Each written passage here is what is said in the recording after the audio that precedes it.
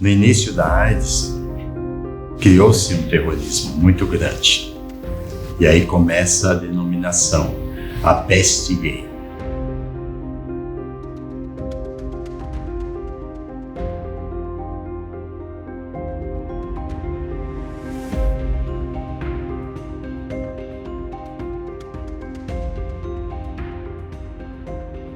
Porque naquela época a gente se paramentava como se fosse para a lua. Usava gorro, máscara, capote, luvas para poder entrar no quarto de uma pessoa vivendo com HIV. A gente não sabia ainda o que era aquilo. Depois foi que ficou sabendo mais que era uma infecção viral, as vias de transmissão. Então o contato com a pele não transmitia HIV, mas levou um tempo.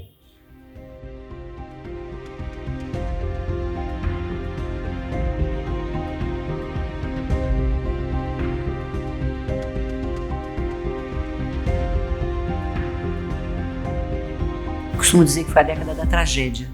Não tinha medicamento, as pessoas não tinham para onde correr, né? Evidentemente, os convênios médicos não atendiam as pessoas vivendo com HIV e AIDS. Eu fui para a Espanha, ganhei uma bolsa de estudos, quando eu voltei, meu irmão estava infectado. E a primeira internação que nós tivemos, estava com ele, entrou o representante do convênio e falou que eles não atendiam aquele tipo de doença. Aquele tipo de doença era atendida já pelo Sistema Único de Saúde. Então, por que os convênios privados não queriam atender? É uma única palavra: preconceito.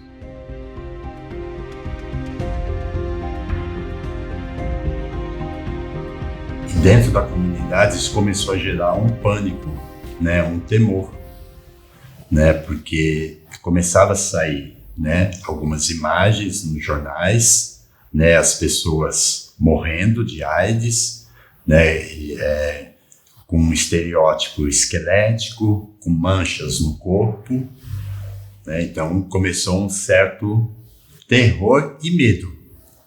Então as pessoas não se aproximava, começava um certo afastamento. Se de repente eu estivesse magro, as pessoas já começavam a se afastar, já começava a ser apontado: olha, aquele cara lá está com AIDS. Tivemos relato de muitas pessoas se suicidando.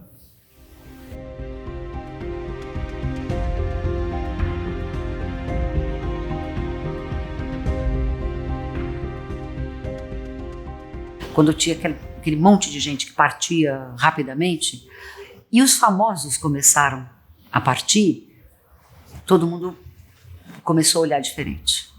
Né? O Marquito, a Sandra Brea, o Cazuza, o Lauro Corona.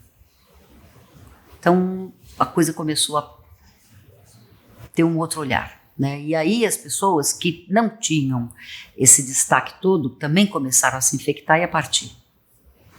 E aí todo mundo começou a se mexer, né? Começaram a acontecer os congressos internacionais, os grupos de apoio começaram a trazer força para as pessoas e a tirar essas pessoas da solidão, de receber um diagnóstico, de não poder compartilhar muitas vezes com a família, com amigos, de aprender com o diagnóstico para poder, a partir do seu aprendizado, compartilhar com o parceiro, com a parceira, com a mãe, com o pai, com o irmão. Os grupos vieram trazer força para as pessoas. Minha família só veio saber muitos anos depois, porque eu tinha medo de contar. Eu tinha medo de contar para minha família, eu tinha medo de ser expulso de casa, porque meu pai ele era muito rígido. Mãe, a gente sabe que a mãe acolhe, mas o pai já é bem mais diferente. Só fui contar passado aproximadamente aí uns 10 anos depois.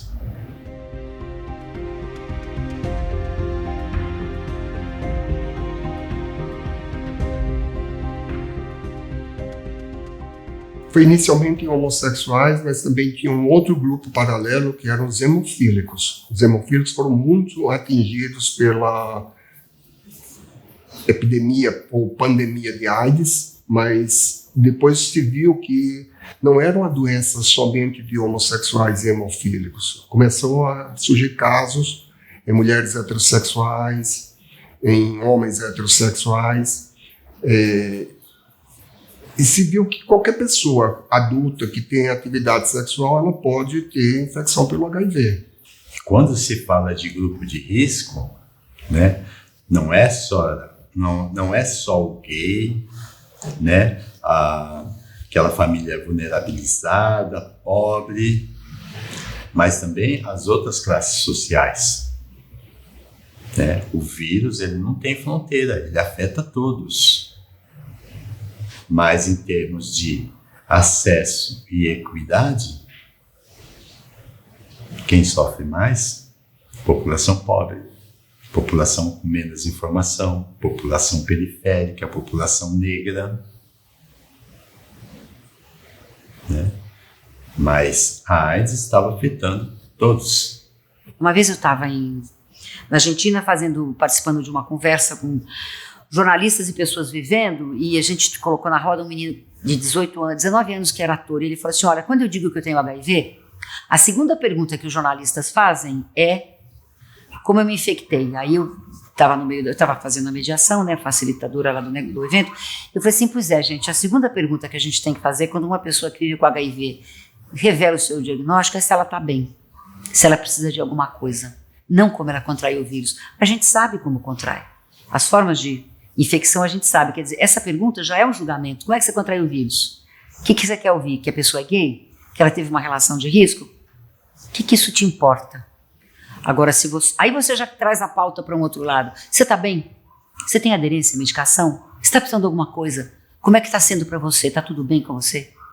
Mudou, né? Então, a gente também tem que mudar a abordagem quando a gente fala de informação como instrumento de prevenção e de acolhimento para as pessoas que se infectaram.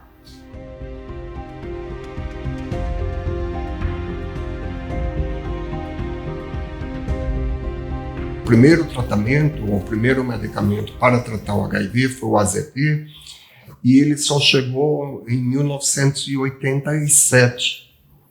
O primeiro estudo do AZT, os resultados foram meio que decepcionantes. Então, depois do AZT, aí veio o DDI, e aí depois veio um trabalho que mostrava que fazer AZT e DDI era melhor que fazer um dos dois sozinhos. Até depois veio os inibidores da protease. Foi quando se criou o termo coquetel. Controlava a imunidade, não chegava a melhorar. Né? Porque eram drogas novas também, com efeitos colaterais fortes. Que aí a gente tinha que tratar o efeito colateral, tinha que tratar a anemia causada pelo medicamento. Mas era o que tinha para aquela época. E automaticamente começava-se a reduzir a mortalidade por AIDS. Era um sopro de esperança. Era um sopro de esperança, né? Era um sopro de motivação, tanto para a área médica, como para as pessoas vivendo com HIV.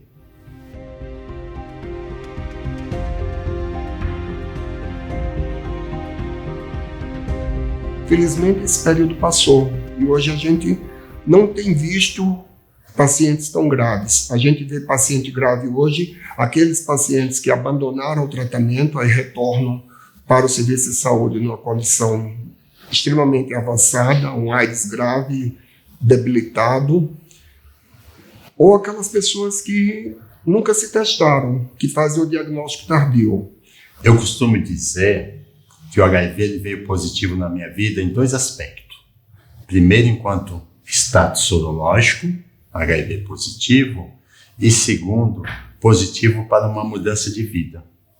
Mudança de vida em comportamento, em atitude, em gesto, e olhar o ser humano como uma pessoa, né, que precisa de acolhimento, de orientação, informação, de apoio, de suporte, porque até então eu não me preocupava com isso. Em mais de 30 anos de experiência, lidando com pessoas vivendo com HIV, eu vi muitos avanços acontecerem, chegada de medicamentos novos, fáceis de tomar, com poucos efeitos colaterais. Então eu diria para as pessoas que assim, dá para viver bem com AIDS, mas é melhor viver sem AIDS. Então prevenção ainda é o melhor tratamento.